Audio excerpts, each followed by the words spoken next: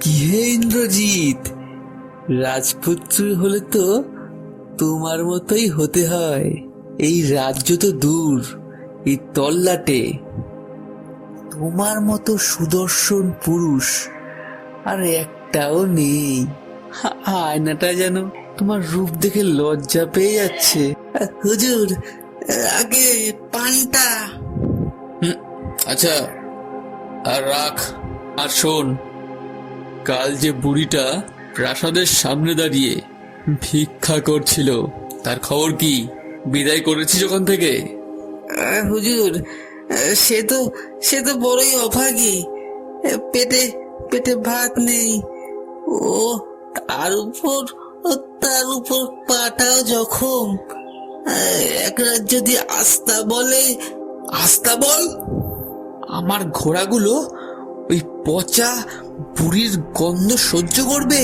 তোর তো স্পর্ধা কম নয় বনমালী। তুই জানিস তোর এই হুজুরের এই সুন্দর প্রাসাদ, এই বাগান সবটাই হলো সৌন্দর্যের মন্দির, আর সেখানে কোনো কদর্য জিনিসের জায়গা নেই। এক্ষুনি যা, ওকে লাথি মেরে বের কর। আর শোন, এরপর যেন কোনো কানা খোড়া কুৎসিত ভিখিরি আমার সিংহাসনের ছায়াও না মারায়। যা যা বলছেন হুজুর, কিন্তু হুজুর একটা কথা ছিল। এই এক অচেনা লোক রাজবাড়ির গেটে এই পোড়লাটা দিয়ে গেছে। বলেছে এটা আপনার জন্য বিদেশ থেকে আসা বিশেষ উপঢৌকন। বেশ তো, জিনিসটার কারুকার্য তো খাসা, কিন্তু কাজটা এখন ঘোলাটে কেন? কে হুজুর, এই লোকটা বলে গেল এই দর্পণ নাকি কেবল রূপ দেখায় না, এই দর্পণ মানুষের মনের আসল চেহারাও দেখায়। কি? মনের চেহারা? সে তো আরো ভালো। আমার মন তো আমার রূপের মতোই চকচকে। আয় তো দেখি এর কেরামতি কেমন, জিনিসটা দেখি একটু। উফ, ওটা কি? তুই এতে কোনো বিষ মাখিয়ে এনেছিস? চোখ দুটো যেন আমার জ্বলে গেল। না তো হুজুর, আমি তো তেমন কিছুই দেখলাম না। আপনার চোখে হয়তো ধুলোবালি পড়েছে। ইন্দ্রজিৎ, শুনলাম তুমি প্রজাদের খাজনা মুকুবের আবেদন ছিঁড়ে ফেলেছ। গ্রামের লোকগুলো না খেয়ে মরছে বাবা। তুমি কি জানো না, রাজার দম্ভ তার রাজত্বের কাল হয়। ও মন্ত্রী মশাই, আবার শুরু করলে? প্রজারা হলো আমার এই রাজপ্রাসাদের সিঁড়ির মতো। সিঁড়িকে মারিয়েই তবে মাথায় উঠতে হয়। ওদের দুঃখ নিয়ে ভাবার সময় আমার নেই।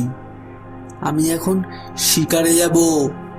সাবধান ইন্দ্রজিৎ, যে দর্পণের উপর আজ তুমি রূপের অহংকার করছো, সেই দর্পণ যদি একবার ভেঙে যায় তবে তার টুকরোগুলো তোমার বুকেই বিঁধবে।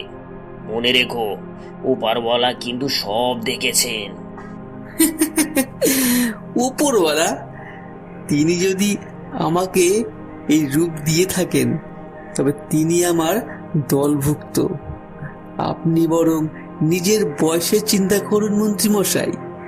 দেশ চালানোর দায়িত্বটা আমার উপরেই থাকুক।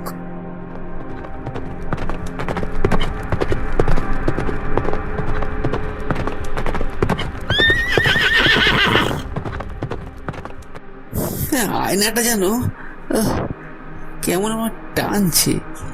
একবার দেখে নি তো জঙ্গলের রোদ আমায় কেমন দেখাচ্ছে। এ কি দেখছি আমি? আমার গালে এমন কিসের দাগ? ধুলো লেগেছে। বনমালী, আরে কোথায় গেলি? দেখে যা তো, আমার মুখে এগুলো কিছু একটা হয়েছে। কই না তো হুজুর, আপনার মুখ তো ঠিক আগের মতোই আছে, একদম ঝকঝক করছে, কোনো দাগ তো দেখতে পাচ্ছি না। নেই?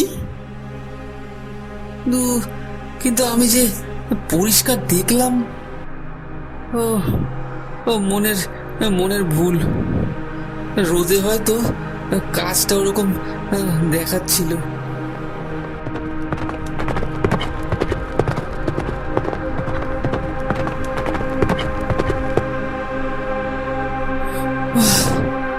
উফ উফ উফ, বড্ড তেষ্টা পেয়েছে।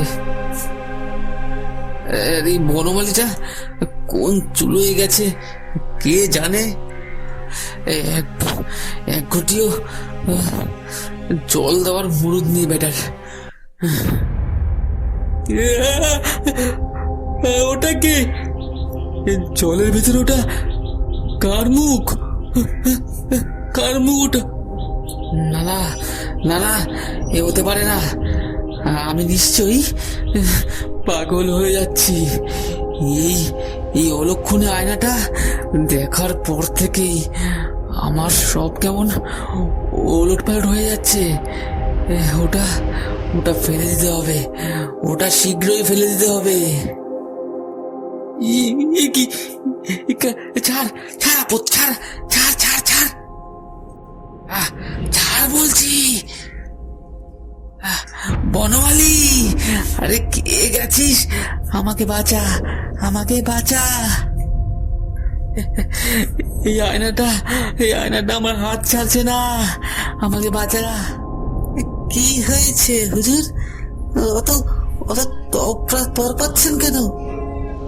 আয়নাটা তো আপনাকে খুব ভালোবাসে, তাই ছাড়ছে না। মুখ সামলে কথা বল গর্দভ। তুই থাকতে এই আয়নাটা আমার হাতে আটকালো কি করে? টেনে ছাড়িয়ে দে এটাকে টেনে। কি হুজুর, এ তো আপনারই কর্মের ফল। আপনি না সেদিন ওই বুড়িকে বলেছিলেন কুৎসিত মানুষের মুখ দেখলে যাত্রা অশুভ হয়। এখন তো আপনার নিজের যাত্রাটাই অশুভ হয়ে গেল। তুই এসব কি বলছিস? তুই কি ভুলে যাচ্ছিস তুই কার সাথে কথা বলছিস? আমি এই রাজ্যের হবু রাজা। রাজা তো তিনি হন যিনি প্রজাদের চোখের জল মোছেন। আপনি তো প্রজাদের রক্ত চুষে নিজের রূপের জেল্লা বাড়িয়েছেন। এখন আয়নাটা আপনাকে আর আসল রূপ দেখাচ্ছে। দয়া করে একবার ভালো করে আয়নাটার দিকে তাকান তো হুজুর। ওরে বাবা, আমার কপালটা যেন ফেটে যাচ্ছে। দাঁতগুলো মারি দিকে চিরে বেরিয়ে আসছে। বনমালী, আমার প্রাসাদে নিয়ে চল, আমাকে এক্ষুনি প্রাসাদে নিয়ে চল। রাজবৈদ্যকে ডাকতে হবে। আমি কি তবে সত্যি কোনো রাক্ষস হয়ে যাচ্ছি? প্রাসাদে গিয়ে লাভ নেই হুজুর। এই সূর্যাস্ত হওয়ার আগে যদি আপনি আপনার করা কোনো একটা পাপের প্রায়শ্চিত্ত না করেন, তবে এই চেহারাটাই চিরস্থায়ী হয়ে যাবে। তখন নিজের প্রাসাদে আপনি নিজেই ভিনদেশী দানব হয়ে যাবেন। পেট গোমর মিছে রে ভাই, অন্তরে যদি কালি থাকে, আয়না তখন সত্যি বলে, দানব রূপটা সামনে রাখে। কে কথা বলছে? বুড়ি, তুই এখানে এসেছিস? আচ্ছা, আমাকে মাফ করে দে। আমি তোকে সব দেবো, মোড় দেবো, হিরে দেবো, সব দেবো। আমাকে তুই খালি আগের মতো করে দে, হ্যাঁ?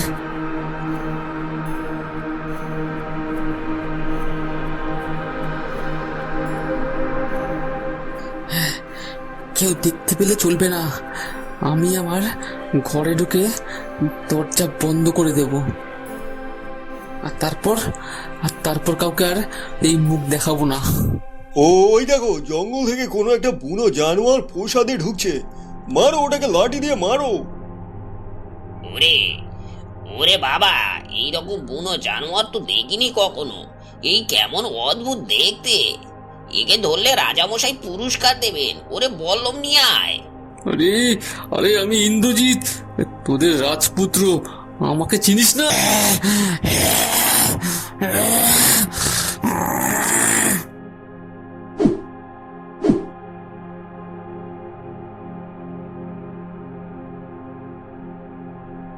একটা অদ্ভুত বিষয় লক্ষ্য করেছেন? এই জানোয়ারটার চোখে কোনো হিংস্রতা নেই। আজ কেবল জল। ও যেন কিছু বলতে চাইছে। ওর গলায় এই সোনার হারটা, ওটা তো রাজপুত্রের। কি বলছো মন্ত্রী? তবে কি এই রাক্ষসটা আমার ছেলেকে, এই জল্লাদকে ডাকো। এই মুহূর্তের গদ্দান চাই।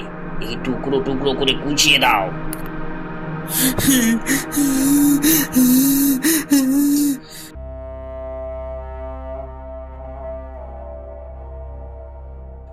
হে ঈশ্বর, আমি কি এতটাই খারাপ ছিলাম? সে নিজের বাবা আমাকে চিনতে পারলেন না। আজ এই অন্ধকারে আমার রূপ নেই, আমার দম্ভ নেই, কেবল পড়ে আছে এই পশুর শরীর। কাল আমি মারা যাব, কেউ জানবেও না যে আমি ইন্দ্রজিৎ। এই দেহই শেষ হয়ে গেছে। ইরে রাজপুত্তুর, কেমন লাগছে নিজের তৈরি জেলখানায় বন্দি হয়ে থাকতে? মা মা আমাকে ক্ষমা করে দাও। আমি বুঝতে পেরেছি রূপ আসলে একটা মুখোশ। মানুষের আসল পরিচয় তার মনে। আমি যাদের তুচ্ছ করেছি, আজ আমি তাদের চেয়েও অধম। আমাকে আর একবার সুযোগ দাও। এই রাজ্যে ভালোবাসার জোয়ার বইয়ে দেব। একটা সুযোগ দাও, একটা সুযোগ দাও। সুযোগ তো সব শেষ হয়ে গেছে বাছা। কাল সকালেই তো তোর গর্দান যাবে। তবে একটা পথ আছে। যদি কেউ তোর এই বিভৎস রূপ দেখে ঘৃণা না করে, তোর জন্য চোখের জল ফেলে, তবে এই অভিশাপ কাটবে। কিন্তু তোর মতো এই অহংকারীকে কে ভালোবাসবে বলতো?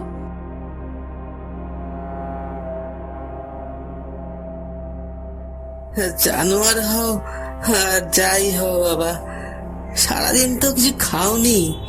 রাজপুত্র থাকলে আজ আমায় চাবুক মারতেন, কিন্তু আমি তো জানি এই জানোয়ারটার ভেতরেই হুজুর লুকিয়ে আছেন। হ্যাঁ, ও কি হুজুর, আমার পা ছুঁয়ে পাপ করবেন না। আমায় পাপ দেবেন না। আমি আপনার কেনা গোলাম। রাজা মশাই রেগে গেছেন, কিন্তু আমি জানি আপনি নির্দোষ। এই নিন, জলটা খান। আমি জানি না কাল আপনার কি হবে। চিন্তা করবেন না, আমি আপনার কিছু হতে দেব না। কিন্তু আজ রাতে আমি আপনাকে অভুক্ত থাকতে দেব না।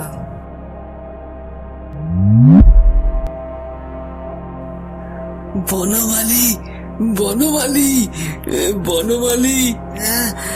হুজুর, এ কি অলৌকিক কাণ্ড! আপনি ফিরে এসেছেন। আমি ফিরে আসিনি রে বনমালী। আমার ভেতরের মানুষটার নতুন জন্ম পেল। তুই আজ আমাকে যে শিক্ষা দিলি, তার কোনো রাজগুরু দিতে পারেনি। ক্ষমতার চেয়ে বড় হলো মমতা।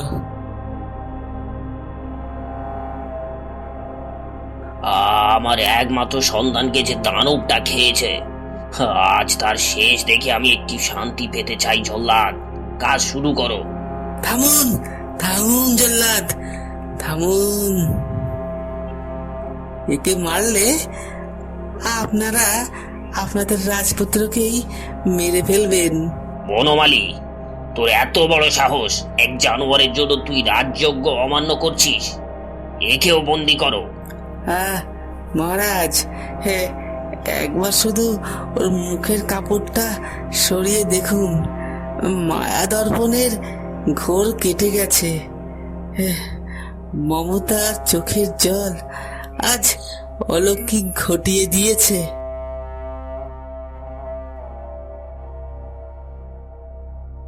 ইন্দ্রজিৎ, বাবা আমার, এ কি দেখছি? তুই জ্যান্ত আছিস, তবে এই সেই দানবটা কোথায় গেল? বাবা, দানবটা আমার বাইরে ছিল না, ছিল আমার মনের ভেতরে। আমার রূপের অহংকার, আমার অভিজাত্যের দম্ভই আমাকে পশু বানিয়ে দিয়েছিল। বনমালীর এক ফোঁটা মমতা আর ওই মায়া দর্পণের শিক্ষা আমাকে আমাকে নতুনভাবে জন্ম দিল। আমাকে ক্ষমা করো বাবা, আমি তোমাদের যোগ্যপুত্র হতে পারিনি। ইন্দ্রজিৎ, মাথা তোলো। তুমি আজ পরীক্ষায় উত্তীর্ণ হয়েছ। আয়না তোমাকে তোমার কদর্য রূপ দেখিয়েছিল, কারণ তোমার কর্ম ছিল কদর্য। কিন্তু বনমালীর মতন একজন সাধারণ মানুষের যখন চোখে জল এলো, তখন তোমার ভিতরে দেবত্ব জেগে উঠেছে। দেবী, আমি বুঝেছি, এই রূপ, এই সম্পদ সব কয়েকদিনের মোহ। মানুষের আসল রূপ তার ব্যবহারে, তার দয়ায়, তার কর্মে।